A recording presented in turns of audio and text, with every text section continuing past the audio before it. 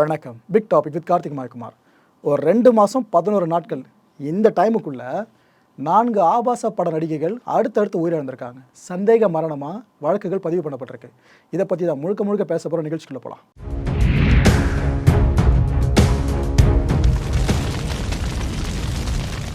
இந்த கான்டென்ட் ஆரம்பிக்கிறதுக்கு முன்னாடி ஒரு டிஸ்க்ளைமரை தெளிவாக கொடுத்துட்றேன். சில பேர் இந்த கான்டென்ட் முடிஞ்சு கேட்பீங்க, ப்ரோ நீங்கள் அப்போ எதுக்கு இவங்களை பற்றிலாம் பேசிக்கிட்டு அப்படின்னு கேவலமாக சித்தரிப்பீங்க. மக்களே, எல்லா துறையை சேர்ந்தவங்களாக இருந்தாலும் அவங்க ஒரு உயிர் தான். அந்த கண்ணோட்டத்தில் மட்டும் பாருங்கள். ஆபாச படங்கள் பல பேரும் பார்ப்பீங்க. அதில் நான் சொல்ல போகிறவங்க ஆபாச படங்களையும் பல முறை பார்த்துருப்பீங்க. ஆனால் இதில் ஒரு 4 பேருங்க, எல்லாருக்கும் இருக்க ஒரே ஒற்றுமை, ஆபாச பட உலகத்தில் கோலோச்சினவங்க. அந்த 4 பேரும் கடந்த 70 நாட்களுக்குள்ளே மரணம். அடுத்தடுத்து இறந்துருக்காங்க. 70 நாட்களில் 4 பேர். பெரிய விஷயம். இதுக்கு முன்னாடி நடந்ததே இல்லை. தொடர்ந்து சீரியலாக நடந்துக்கிட்டு இருக்கு. இது ஒட்டுமொத்த அமெரிக்காலையும் இந்த விஷயம் பரபரப்பாக பேசப்பட்டுட்டு வேறு இருக்குது. உலகம் முழுக்க 1008 பிரச்சனைகள். அதில் புதுசாக இந்த விவகாரம் ஒரு பெரிய சந்தேகத்தையே அங்கே இருக்க மக்களுக்கு எழுப்பியிருக்கு. இதில் இன்னொரு துரதிருஷ்டவசமான விஷயம் என்னென்னு பார்த்தீங்கன்னா, இந்த இறந்து போன 4 நடிகைகள் இருக்காங்களே, அவங்கள தாண்டி 5ஆவதாக ஒரு நடிகை இப்போ உயிருக்கு போராடிக்கிட்டு இருக்காங்க. நாம் என்னடா நடக்குதுன்னு சொல்லி அப்படி ரிசர்ச் பண்ணுறதுக்குள்ளேயே அடுத்த அப்டேட்ன்ற மாதிரி இன்னொருத்தவங்க சார்ந்த செய்தி நெகட்டிவாக வந்துடுது. இவ்வளோ விஷயம் நம்மளை சுற்றி இப்போ நடந்துக்கிட்டு இருக்கு. இல்லை, முதல்ல நம்ம பார்க்க போகிற நடிகை இவங்க தான். பேர் சினிட்டா என்கிற டைனா ஃபீல்ட்ஸ். வயசு வேறு 24 தான். இந்த பெருவோட ட்ரூஜிலோ இருக்குல்ல, இந்த பகுதியை சேர்ந்தவங்க. ஆபாச பட உலகத்தில் ஒரு பெரிய நாயகியாக வலம் வந்தவங்க. இவங்களுக்கு மன அழுத்தம் அதிகமாக இருக்கிறதாவும், தான் ரொம்ப தவிக்கிறதாவும், தூக்கம் இல்லைன்றதுனால மாத்திரை எடுத்துக்கிட்டு தான் நான் தினமும் தூங்குறேன் அப்படின்ட்டு சொன்னவங்க வேறு யாரும் இல்லை, சினிட்டா தான். ஆனால் இந்த அளவுக்கு ஒரு பக்கம் தனக்கு பேடான விஷயங்கள் நடந்துக்கிட்டு இருந்தாலும், இன்னொரு பக்கம் சமூக வலைதளங்களில் நல்ல ஆக்டிவாக இருந்தாங்க. நல்ல ஹாப்பியான பாசிட்டிவான போஸ்டெலாம் இருக்குல்ல, அதை அடிக்கடி போட்டுக்கிட்டே இருந்தவங்க தான் சினிட்டா. கடந்த ஜனவரி மாதம் 6ஆம் தேதி இவங்களோட வீட்டில் பிணமாக கண்டெடுக்கப்பட்டாங்க இதே சினிட்டா. இவங்களோட மரணம் ஏற்பட கரெக்டாக 8 மாதங்களுக்கு முன்னாடி வரைக்கும் பார்த்தீங்கன்னா, இவங்க பப்ளிக்காக ஒரு விஷயத்தை போட்டு உடச்சிருந்தாங்க. யார்? இவங்க தான். அப்போ என்ன தெரியுமா சொன்னாங்க, இந்த இண்டஸ்ட்ரியில் நிறைய பாலியல் தொல்லை இருக்குது, யாரும் அவங்களோட வேலையை ஒழுங்காக பண்ண விட மாட்டாங்கன்னு அந்த மாதிரி படத்தில் நடிக்கிறவங்க அந்த மாதிரி விஷயம் சார்ந்து இந்த மாதிரி பேசியிருந்தாங்க பப்ளிக்காக. பல முறை என்னையே இது போல் டார்ச்சர் பண்ணாங்க, நான் பல முறை இதை ஃபேஸ் பண்ணிட்டேன், ஆனால் என்னால் இதுக்கப்புறம் முடியலன்ட்டு 8 மாதங்களுக்கு முன்னாடி சொன்னாங்க. இப்போ கட் பண்ணிங்கன்னா அவங்க டெத்து நியூஸ் வெளியே வந்திருக்கு. 2ஆவது ஆபாச பட நடிகை இவங்க தான். அமெரிக்காவோட அக்லாஹாமா இருக்குல்ல, அதை சேர்ந்தவங்க ஜெஸ்ஸி ஜேன். வயசு 43ங்க. 1998 இவங்க இந்த மூர் ஹை ஸ்கூல் இருக்குல்ல, இங்கே தான் கிராஜுவேட் ஆகியிருந்தாங்க ஹானர்ஸில். ஓகேவா? இவங்க ஒரு ஹோட்டல்ஸ் வெயிட்ரஸாகவும் பியூட்டி பேஜெண்ட்டாகவும் தன்னோட கெரியர் ஆரம்பித்து, அதுக்கப்புறம் 2002 வருஷத்துல இருந்து இந்த ஆபாச படங்கள் இருக்குல்ல, அதில் நடிக்க ஆரம்பித்தாங்க. இவங்களுக்கு எந்த அளவு அந்த இண்டஸ்ட்ரியில் மவுஸ் இருந்துச்சுன்னு பார்த்தீங்கன்னா, ஹை பட்ஜெட் சீரீஸ்லாம் இருக்குல்ல, அதுக்கு முதல்ல ஒரு பேர் எடுத்து வைக்கிறாங்கன்னா இவங்க பேர் தானா. அப்படி பெரிய பெரிய ப்ராஜெக்டில் ஒர்க் பண்ணவங்க தான் இவங்க. ஸோ ஆபாச பட உலகில் மிகப்பெரிய ஆதிக்கத்தை செலுத்திக்கிட்டு இருந்தாங்களா. மெயின் ஸ்ட்ரீம் ப்ரொடக்ஷன்லேயும் இவங்களோட பங்களிப்பு இருந்துச்சு. அங்கேருந்து இந்த பக்கம் அவ்வளோ சீக்கிரம் வர முடியாதுங்க. ஆனால் அப்படி வந்த ஒரே ஒரு பெண்மணினா அது இவங்க தான். இவங்களோட பாய் ஃப்ரெண்டு பேர் பிரெட்டு. இவர் கூட சேர்ந்து தான் இவங்க வசிச்சுக்கிட்டு இருந்தாங்க. கரெக்டாக கடந்த ஜனவரி மாதம் 24ஆம் தேதி இவங்களோட வீட்டில் 2 பேருமே பணமாக கண்டெடுக்கப்பட்டாங்க. இவங்களும் சரி, இவங்களோட பாய் ஃப்ரெண்டும் சரி, 2 பேருமே. இந்த மூர் போலீஸ் டிபார்ட்மெண்ட்டில் இருக்கிறவங்க என்ன தெரியுமா காரணம் சொல்லியிருக்காங்க, இப்போது ட்ரக் ஓவர் டோஸுங்க. அவங்களுக்கு அந்தளவுக்கு அதிகமாக ட்ரக் எடுத்திருக்காங்க. ஸோ இதனால தான் இவங்களோட மரணம் ஏற்பட்டிருக்கலாம்னு அவங்க சொன்னாங்க. ஆனால் இவங்களோட உறவினர்கள் அதை நம்புகிற மாதிரி இல்லை. அவங்க சந்தேக மரணம்னு கம்ப்ளைண்ட் கொடுக்கவே போலீஸார் இன்வெஸ்டிகேஷனை பெருசாக பண்ண ஆரம்பிச்சிட்டாங்க. இதுக்கு முன்னாடி அவங்க பார்த்த கோணம் இருக்குல்ல இந்த வழக்கை, அதை அப்படியே மாற்றிருக்காங்க. இப்போ இருக்க இன்வெஸ்டிகேஷன் ஃபர்தராக போயிட்டுருக்கு. 3ஆவது நீங்கள் பார்க்க போகிற ஆபாச பட நடிகை இவங்க தான். பேர் கேக்னி லின் கார்ட்டர். 36 வயசு. அமெரிக்காவோட ஒஹாயோ இருக்குல்ல, அந்த பகுதியை சேர்ந்தவங்க. இவங்களை பற்றி சொல்லணும்னா தி பெஸ்ட் போல் டான்ஸருங்க. அவ்வளோ சூப்பராக நடனம் ஆடுறவங்க. இந்த 2000வது காலகட்டத்தோட இடைப்பகுதி இருக்குல்ல, அந்த டைமில் தான் ஆபாச பட உலகுக்கு இவங்க அறிமுகமாகறாங்க. சில ஆபாச படங்கள் சார்ந்த விருதுகளையும் பெற்றிருக்காங்க. இது நிறைய பேர் தெரியாதுன்னு நினைக்கிறேன். இந்த இண்டஸ்ட்ரி சார்ந்தும் அவார்ட்ஸ் அனௌன்ஸ் பண்ணுவாங்க. அதில் சில விருதுகள். இவங்களுக்கு மக்கள் மத்தியில் செல்வாக்கு அதிகங்க, அதுவும் உள்ளூர் மக்கள் மத்தியில். அது காரணம், யார் என்ன ஹெல்ப்பு கேட்டாலும் உடனே பண்ணுறது தான்.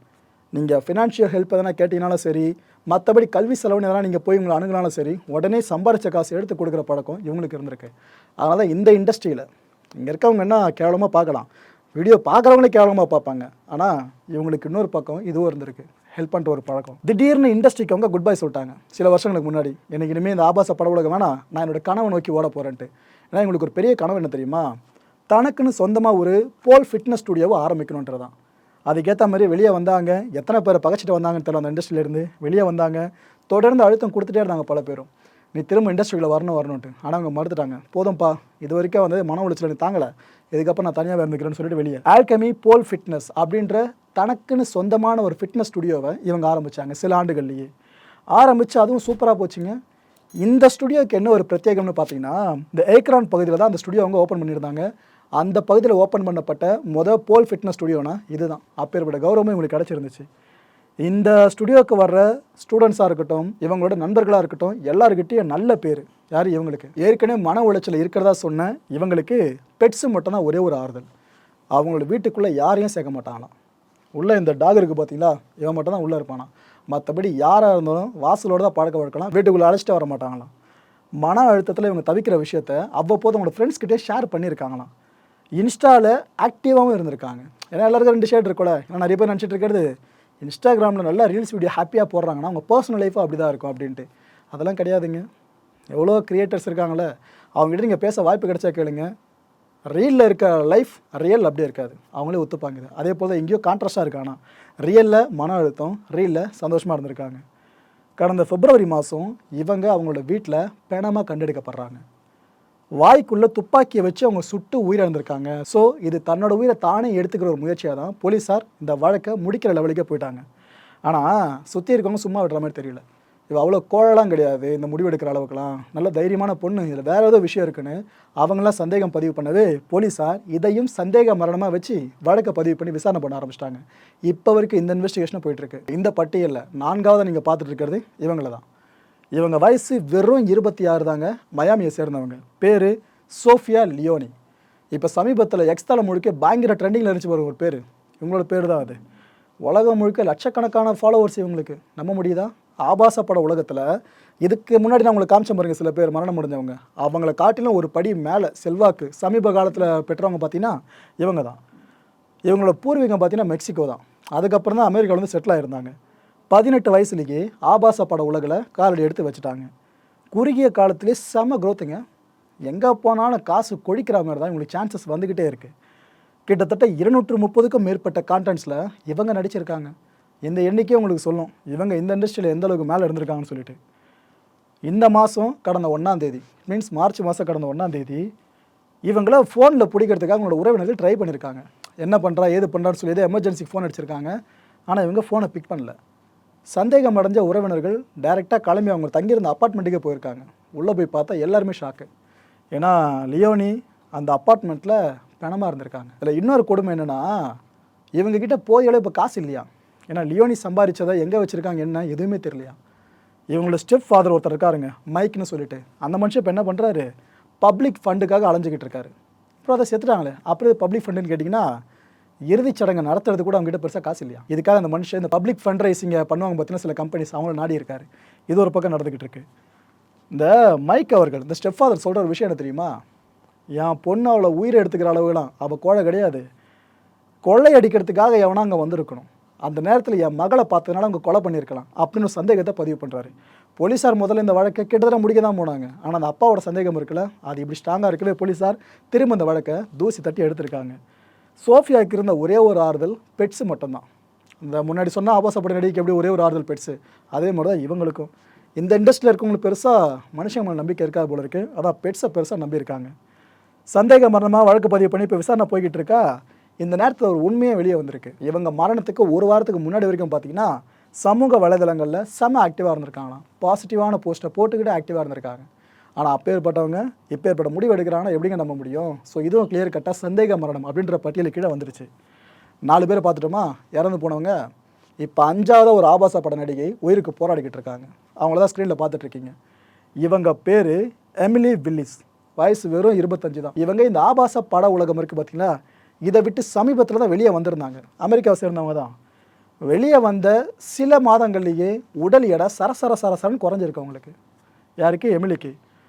இது என்ன காரணமாக இருக்கும்னு அவங்க வீட்டில் இருக்கவங்களுக்கே லிட்டரலாக தெரிஞ்சிடுச்சு. ஏன்னா இவங்க ட்ரக் அதிகமாக எடுத்துக்கிறவாங்க. நம்ம தமிழ்நாட்டில் ஆரம்பித்து உலகம் முழுக்க எங்கே பார்த்தாலும் ட்ரக்கு தான் எல்லாரும் முன்னாடி வந்து மிகப்பெரிய ஒரு சாபக்கேடாக நின்றுக்கிட்டு இருக்கு. அமெரிக்கா விதிவிலக்கு கிடையாது. இந்த ட்ரக் ஓவர் டோஸ்னால ஒரு கட்டத்தில் அவங்களுக்கு மாரடைப்பு ஏற்பட்டு இந்த ரீஹாப் சென்டர் இருக்கும் பார்த்தீங்களா, அங்கே அவங்கள அட்மிட் பண்ணியிருக்காங்க.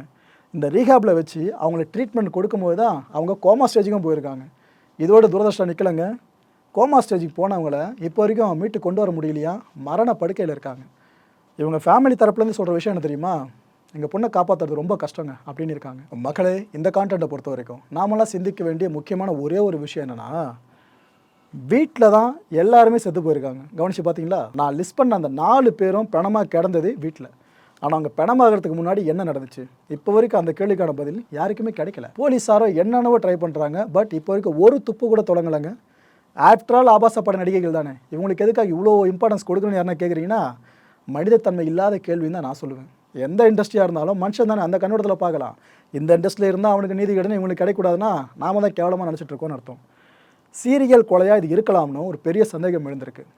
இந்த சந்தேகத்தில் வச்சு பார்க்குறோன்னாக்கா, இந்த உலக ஆபாச பட இண்டஸ்ட்ரி இருக்குல்ல, நிறைய கான்டென்ட்டை க்ரியேட் பண்ணுறவனுங்க, அந்த கும்பல் அவ்வளோ பெருசாக என்ன, அவ்வளோ பெரிய கும்பலாக இருக்குன்னா எத்தனை பேர் அந்த பிடியில் சிக்கியிருப்பாங்க, எத்தனை பேர் கடத்தப்பட்டு கட்டாயப்படுத்தப்பட்டு இது போல் படங்களை நடிக்க வைக்கப்பட்டிருக்கலாம், என்னென்னமோ தோணுதுங்க. இதில் இருக்கவங்களுக்கு பொதுவாக பார்த்தீங்கன்னா ட்ரக்கு விஷயம் பயங்கரமாக பரிச்சயமானதாக இருக்குது. இதெல்லாம் அவங்களே கற்றுக்கிட்ட விஷயமா, இல்லைனா இது போல் மேக் பண்ணுறாங்களா மூவிஸை, இவனுங்க கிட்டே இருந்து இவங்களை அடிக்ட் ஆகிறதுக்காக இந்த விஷயம் பரப்பப்படுதா? 1008 கேள்விகள் பறக்குது. பார்ப்போம் ஒவ்வொரு கேஸ்லையும் அடுத்தடுத்த அப்டேட்ஸாக என்ன வருதுன்னு சொல்லிட்டு. குறிப்பாக இந்த பெரிய நெட்வொர்க் இருக்கலாம் சந்தேகம் எழுந்திருக்குல்ல, அவங்கள பற்றின தகவல் வெளியே வருதான் பார்க்கலாம். ஏன்னா அமெரிக்கானா அங்கே மட்டும் அவங்க பண்ணியிருக்க வாய்ப்பு இல்லை, உலகம் முழுக்கவே இந்த நெட்வொர்க்கோட கை ஓங்கி இருந்திருக்கலாம். நம்ம இந்தியாவில் இருக்குன்னு சொல்லி ஒரு தகவல் பின்னாடி கசிஞ்சதுன்னா அது இன்னும் பெரிய பூமாக இருக்கும். பார்ப்போம் என்ன நடக்குதுன்னு சொல்லிட்டு. உயிரிழந்த அந்த 4 பேரோட ஆன்மா சாந்தி அடைய இறைவன் எல்லாருமே பிரார்த்தனை பண்ணுவோம். அடுத்த நிகழ்ச்சியை சந்திக்கலாம். நன்றி, வணக்கம். வணக்கம் மாயம் ஸ்டுடியோஸ் நண்பர்களே. மாயம் ட்ரெண்ட்ஸ் அப்படின்ற ஒரு புதிய ஃபேஸ்புக் பேஜை ஓப்பன் பண்ணியிருக்கோம். நீங்கள் யூடியூப்பில் பார்த்துட்டு இருக்கீங்களா நம்மளோட கான்டென்ட்ஸ்லாம், இதெல்லாம் விட ஒரு படி மேலே ரொம்ப கிறிஸ்பாகவும் ரொம்ப சூப்பராகவும் நிறைய கான்டென்ட்ஸ் உங்களுக்கு இந்த பேஜில் காத்துட்ருக்குங்க. ஸோ உடனடியாக ஃபேஸ்புக் பிளாட்ஃபார்ம் போங்க, மாயம் ட்ரெண்ட்ஸ்னு டைப் பண்ணி சர்ச் பண்ணி நம்ம பேஜை ஃபாலோ பண்ணுங்கள். அப்படியே நம்ம சேனலையும் நீங்கள் சப்ஸ்கிரைப் பண்ணிட்டீங்க அப்படின்னா இன்னும் நிறைய புது புது கான்டென்ட்ஸை உங்களுக்காக ப்ரொடியூஸ் பண்ணி கொடுத்துக்கிட்டே இருப்பாங்க. நீங்கள் பண்ணுற ஒவ்வொரு சப்ஸ்கிரிப்ஷனும் எங்களுக்கு பெரிய மோட்டிவேஷனாக அமையும்.